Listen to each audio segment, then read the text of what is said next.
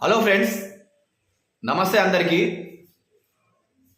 3-4 నెలల నుంచి burning topic, burning issue తెలంగాణలో గ్రూప్ 1 నోటిఫికేషన్ గురించి ఈ మధ్య చాలా వార్తలు వస్తున్నాయి. అయితే చాలామంది అభ్యర్థుల వాదన ఏంటంటే తెలుగు మీడియంలో ఎగ్జామ్ రాసిన వారికి తక్కువ మార్కులు వచ్చాయి, తక్కువ ఉద్యోగాలు వచ్చాయని చెప్పేసి అభ్యర్థులు కోర్టును ఆశ్రయించడం జరిగింది. అయితే ప్రభుత్వ తరపున న్యాయవాది వాదనలు వినిపిస్తూ 9% తెలుగు మీడియం వారికి, 90% ఇంగ్లీష్ మీడియం వారికి పోస్టులు దక్కాయని చెప్పేసి ఆయన నివేదిక ఇవ్వడం జరిగింది.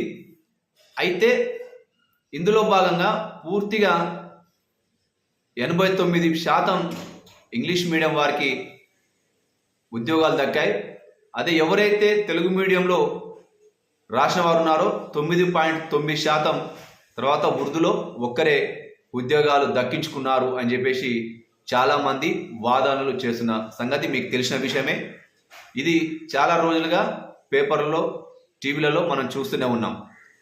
అయితే అభ్యర్థుల ఆందోళన దృష్ట్యా దయచేసి తెలుగు మీడియం వారికి ఎప్పుడైనా సరే గత 20-30 సంవత్సరాల నుంచి అప్పుడున్న పరిస్థితులకు అనుగుణంగా తిండి ఉన్నా లేకపోయినా తినకపోయినా ఆనాటి సౌకర్యాలను దృష్టిలో పెట్టుకొని చాలామంది తల్లిదండ్రులు ఆ సౌకర్యాల దృష్ట్యా ప్రభుత్వ స్కూళ్ళలో తెలుగు మీడియంలో చదువుకున్న అభ్యర్థులు చాలామంది ఉన్నారు.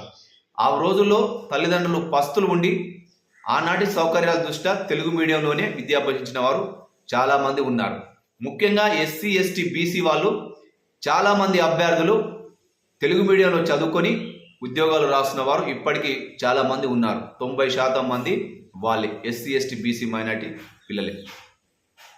అయితే ఎక్కువగా ఇంగ్లీష్ మీడియం వారికి ఉద్యోగాలు దక్కాయి, ఎక్కువ మార్కులు ఇచ్చారని చెప్పేసి వాళ్ళు వాదనలు చేస్తున్నారు.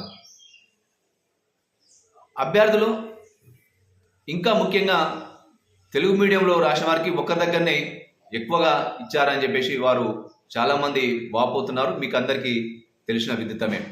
దాని దృష్టిలో ఉంచుకొని ప్రభుత్వం ఖచ్చితంగా అందరికీ అభ్యర్థులకు న్యాయం జరిగేలా చూడాలని చెప్పేసి కోరుకుంటున్నాం.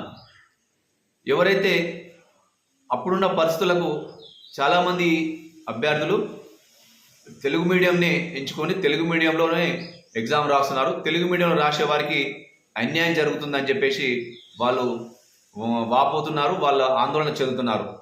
ఎక్కువగా ఇంగ్లీష్ మీడియం వారికి మాత్రమే మంచి మార్కులు వేశారు, వాళ్ళకు మంచి ఉద్యోగాలు ఇచ్చారు అని చెప్పేసి ఎక్కువ శాతం వాళ్ళే ఉద్యోగాలు పొందారు అని చెప్పేసి చెప్తున్నారు.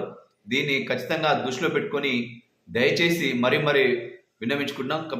కంపల్సరిగా అభ్యర్థుల తరఫున మొరబెట్టుకుంటున్నాం. దయచేసి వాళ్ళకు న్యాయం జరిగేలాగా చూడాలని చెప్పేసి కోరుకుంటున్నాం.